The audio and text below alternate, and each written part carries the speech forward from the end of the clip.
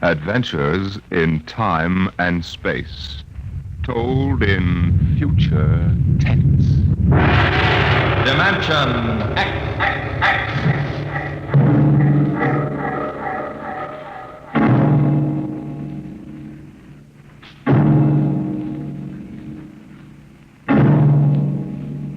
Can you predict what will come in 100 years? Or in 10? Or in the next minute? Can you see beyond the known dimensions of time and space into the unknown Dimension X?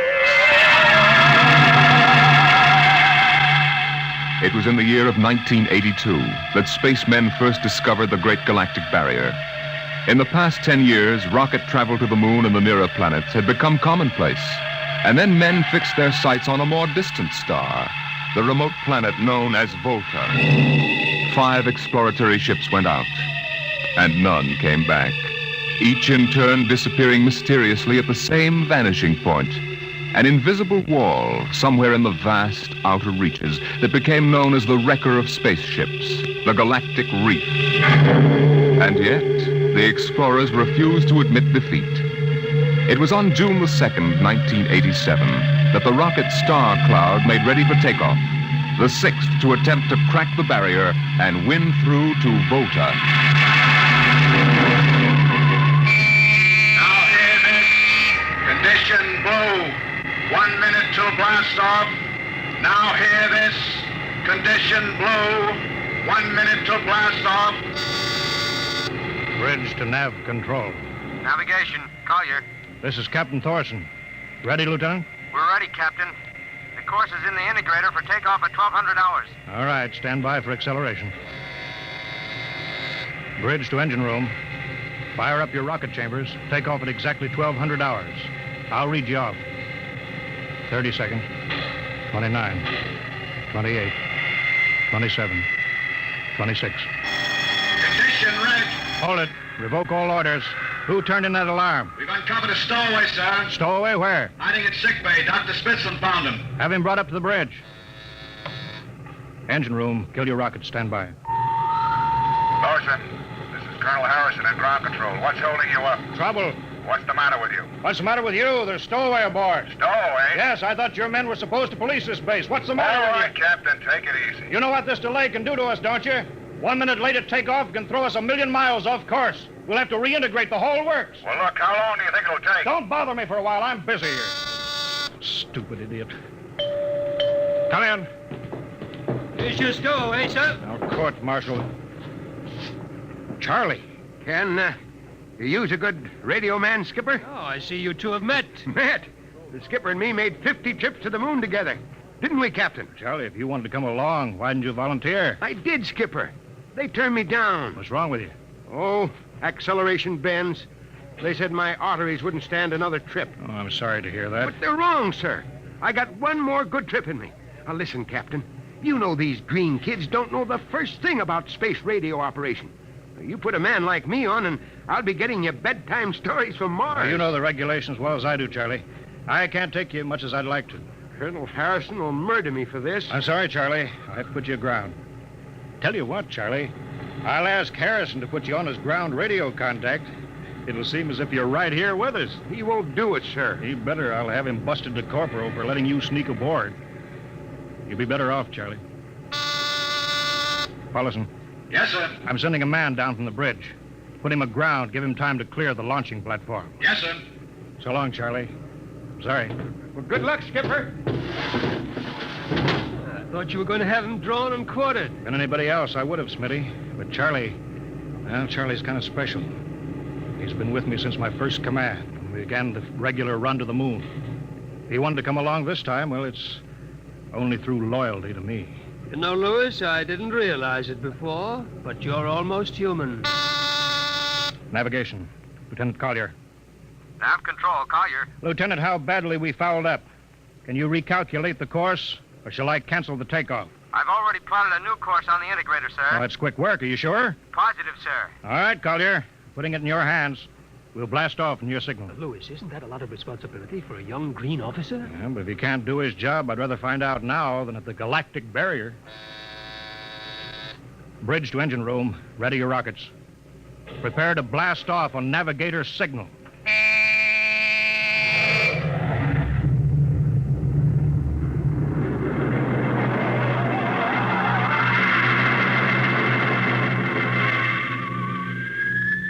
How are we doing, Collier? Coming on the bearing, sir. 4, 3, 2, 0. We've intersected the course vector. That's good work, Collier. Course corrected, sir. Ready to go into atomic overdrive anytime you say. All right, stand by. Now hear this. Prepare for maximum acceleration. Bridge to engine room. Kill your rockets. Rockets out.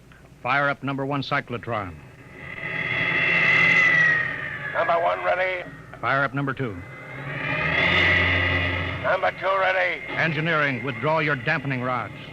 Fission chamber ready. Blast tubes are clear. Ready. Take it on overdrive. How are we doing, Collier?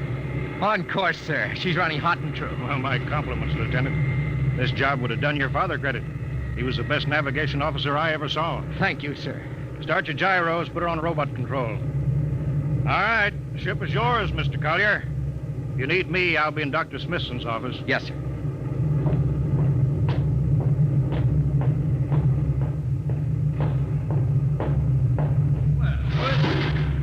I see you got us off the ground. You can thank young Collier for that. Chip off the old block. Oh, you knew his father, huh? Matter of fact, I knew him very well. First-rate spaceman. Is he the one who, Yeah. Oh. Yeah, he was lost in the Galactic Barrier on the second ship we sent out to Volta. Louis, just what do you think this Galactic Barrier is? Your guess is as good as mine, Doc. All I know is that 5 ships have gone into it, and none of them have come back out. You think it's an it.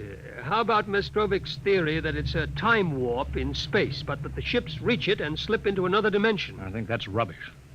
My theory is that the Galactic Barrier is nothing more than a radioactive layer of some kind. What makes you say that? Well, we know that radar signals bounce off it like they were hitting an invisible glass wall. And we know it destroys our ships and our crews in some way. There's no other logical explanation. What makes you think we can get through it? Because we're ready for it. The others weren't. Entire hull is completely shielded with lead. We can crack through any radioactive cloud ever detected. Besides, we're equipped with some new UHF radio devices that should enable us to maintain radio contact with Earth.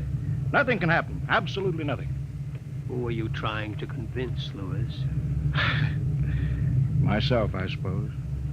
Smitty, 5 ships are missing, and men like Prentice and Margetson and young Collier's father. I'm tired of seeing good men fed into that meat chopper. Then why are we going? We haven't any choice, Smitty. We're in a race. Kind of race where men and ships are expendable. Well, at least it won't be boring. I'll have to play physician morale builder and mother substitute for 112 slightly nervous men. Your morale doesn't sound too good, Doctor. As morale officer, I can state without fear of contradiction. It's terrible. And something tells me that as we approach that galactic barrier, I'm not going to be alone.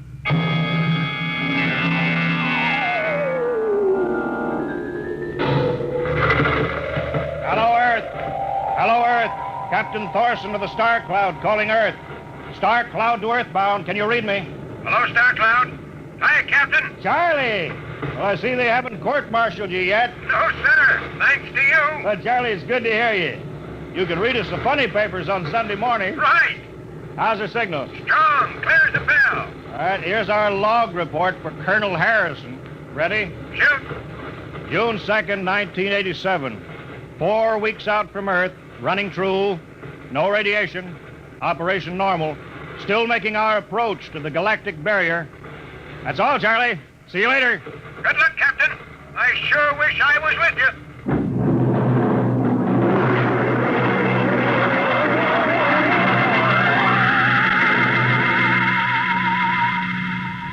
How's the morale, Smitty? Well, the men know we're getting closer to the barrier. They're beginning to show a little tension, Louis. How's their physical condition? Any sickness? About half the crew has come down with space blues. Badly? Oh, same as usual. Lips and hands with a bluish cast. Eyes sensitive to infrared. I don't know. When I first started flying these tin cans, nobody ever heard of space blue. Well, there's a new theory that is caused by the terrific acceleration of these atomic overdrive ships. The change in gravity affects the circulation. What do you think? Oh, I think it's psychosomatic. I've noticed that the same men who get space blues under tension on a ship tend to get blue coloration back on Earth when they're upset. I guess it's an occupational disease of space navigators. You think it's just nerves, then? I don't know. But young Collier has a bad case. I think it's tension from overwork. Maybe he needs some vitamins. Lewis, when will you realize that vitamins are not the panacea for all the troubles of mankind?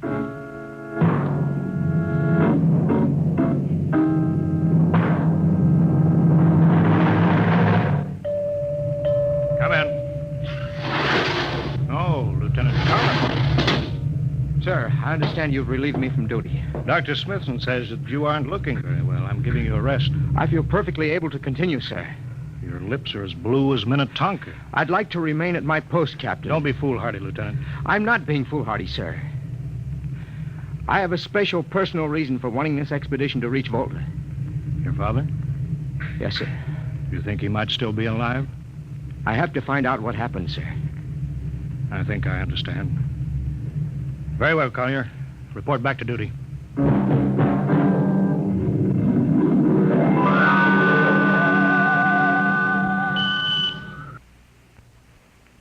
What's the reading, Paulison? We're getting a +5 radar bounce now. It's coming off the barrier almost as fast as we send it out. What's the interval? 0.3 of a second. Shortening steadily. At this rate, we'll hit the wall in the next few minutes. All right, alert the crew. Sound general quarters. Now hear this. Condition red. We are now approaching the Galactic Barrier. All hands to stations. All radiation detectors to be fully manned. Full security will prevail until further notice. That is all. Paulison. Aye, sir. Radar bounces up to +6. We better try to make final contact with Earth. Spark still trying to raise the base? Yes, sir, but he's not having much luck. There seems to be some interference. That's the radio room now. Yes? You've got him? Cut in the bridge speaker. The captain will take it from here. Hello. Star Cloud to Earthbound. Can you hear me, Earth? Hello, Skipper. I can barely read you. We're getting heavy static from sunspots. That's not sunspots. We're right on top of the Galactic Barrier. Stick with us, Charlie. We're switching to the automatic sender now so you can track us in. Okay. If we crack the barrier and come through still in one piece, I'll try to get back to you on the high-frequency band. Gotcha, Skipper. Don't worry. I'll be waiting. So long, Charlie. So long, Star Cloud. We must be getting awfully close now, Captain. The echo's bouncing back so fast it's almost beating the signal. When they coincide, hold onto your hat. That's when we run into the wall. Any second. Hold on. Well, here goes nothing. Here it comes.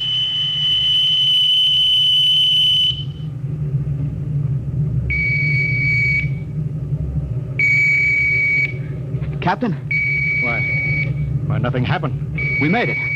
We made it, Captain. No radiation, no time warp, no nothing. Why, the crew's gone crazy, sir. Let them. They earned it. Say, Doc, can you break out a few bottles of snake bite serum for medicinal purposes? I sure can, Lewis. This calls for a celebration. How's your morale now? Couldn't be better. How's yours? Condition Hey, what- red. what Radiation detected. Condition red. Radiation detected. Good. Holy mackerel. Look at the needle on that indicator. Paulison.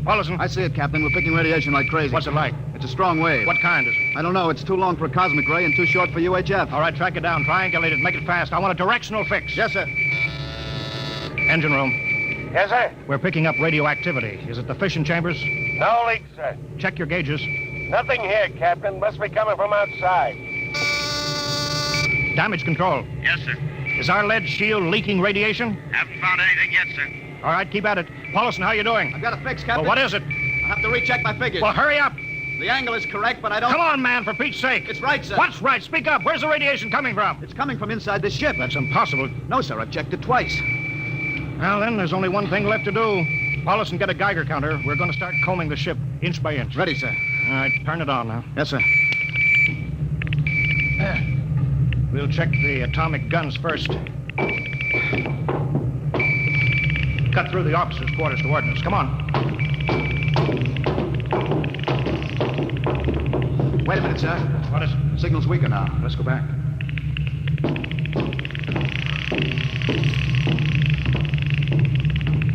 Hold it. Seems strongest right about here. It doesn't make sense. Whose cabin is it? Lieutenant Collier's. Collier! It's probably down in nav control, sir. Try the door. It's not locked, sir. It's in here, all right. Listen to that counter. Strongest over here. Open that wall cabinet.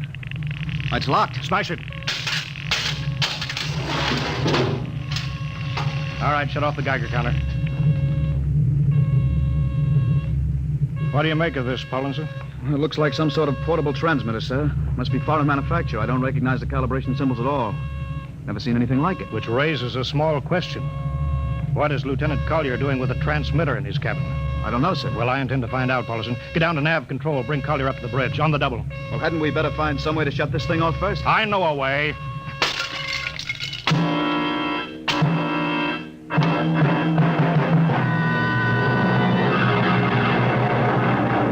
Lieutenant Collier, I'm going to ask a few simple questions, and I want a few simple answers. Yes, sir.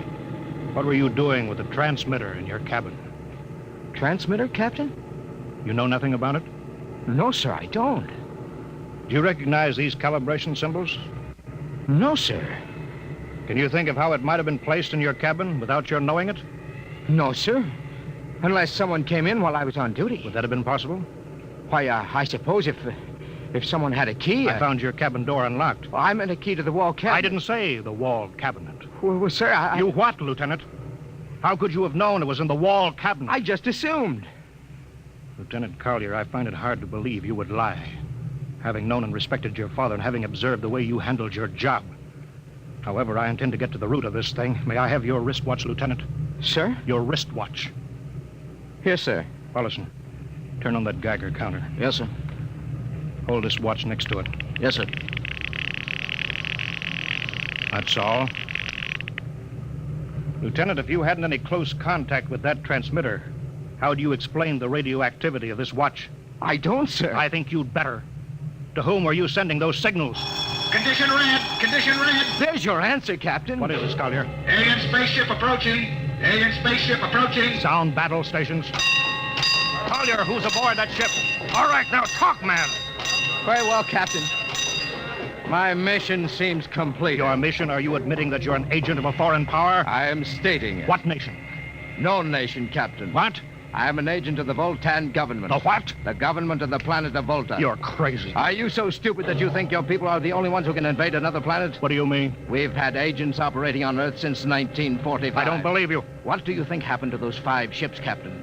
Where do you suppose we got our information, your language, your culture, family background? But your appearance, you look...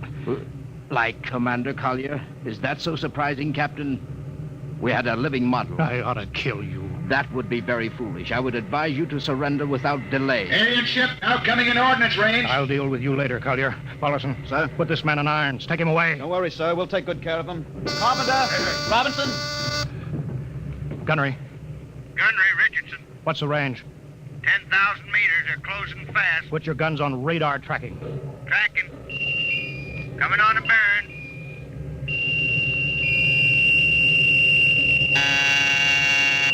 Fire. Fire. Richardson, you hear me? Fire. What's the matter down there? Did you hear me? Richardson, answer me. It's no use to shout, Captain. Collier, Yes, Captain. how'd you get loose? Where's Paulison? Lieutenant Paulison is dead. All stations. Lieutenant Collier has escaped. Seize him, man. Don't waste your breath. Your men can't hear you, Captain. What? Those still alive are my men. You're lying. No, Captain. Every ship that has ever left Earth was controlled by a Voltan crew. That's impossible. Those were hand-picked men. Handpicked by us. I don't believe you. Then why not call for help? Carpenter, Robinson, Haley, report. Carpenter, Robinson. You see, Captain, it is quite useless. I would advise you to sit very quietly and do nothing. It isn't possible. They can't all be dead.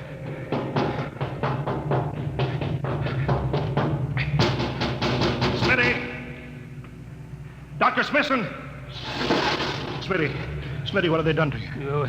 Oh, those dirty... Don't talk, Smitty. Closer. Not much time. Lewis, Space blues. Space blues. What is it, Smitty? What are you trying to tell me? All men with space blues. Voltans. Here, let me help you, Smitty. No, Lewis. Get message back to Earth. Voltan. 5th column. Watch out for space blues. Smitty. Smitty.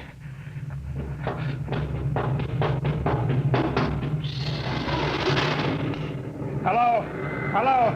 Star Cloud calling Earthbound. Please, God, let me get through before it's too late. Hello, Star Cloud to Earthbound. Come in, please. Come in, please.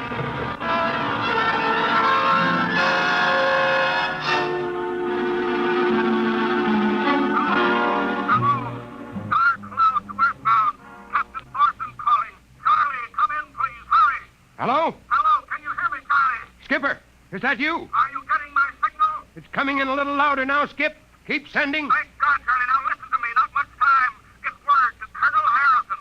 Crew mutinied. Most of crew members, Voltan. What? Voltan.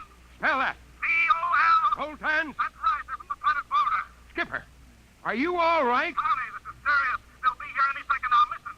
They have a 5th column on Earth. They're planning to invade you. You don't mean it. Of course I mean it. Tell Harrison that they're posing as humans. You can detect them by space blues. You got that? Only Voltans get space blues. Charlie, do you hear me? Space Blue. I get you. Step back in, Charlie. I'm depending on you now. Warn everybody. Captain! They've opened the door. Go on, Charlie. Tell Harrison that... Captain! Captain Thorson! Hello! Hello, Star Cloud. Come in. What's the trouble, Sergeant? We're just trying to raise the Star Cloud, Colonel. Had any luck? No, sir. No contact. No contact? No, sir. Nearly an hour since they hit the Galactic Barrier. I don't understand why they haven't tried to get back a message. No, sir. Neither do I. All right. I'll take over for a while. Yes, sir. Go right ahead, sir. You'd better go out and get yourself some coffee. Charlie, you look a little blue around the gills.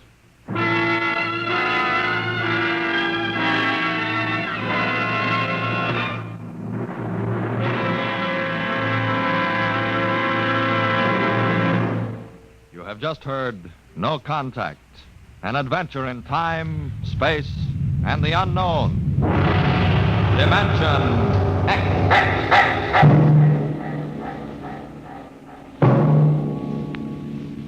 Next week, we have a nice, blood-curdling little story that starts with these 2 sentences. The last man alive on Earth sat alone in a room. And then there was a knock on the door, which raises the question, what knocked on the door? Left to its own devices, the human mind supplies a vaguely horrible answer. But it wasn't so horrible, really. You'll see next week when we present Knock.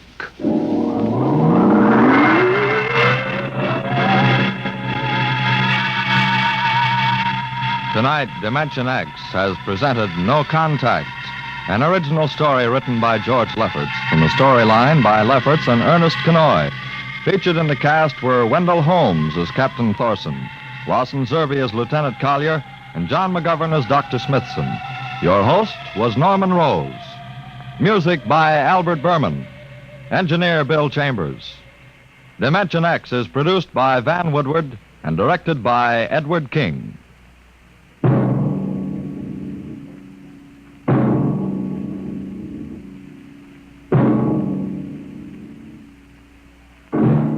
Tomorrow, hear Sam Spade. Now it's Truth or Consequences on NBC.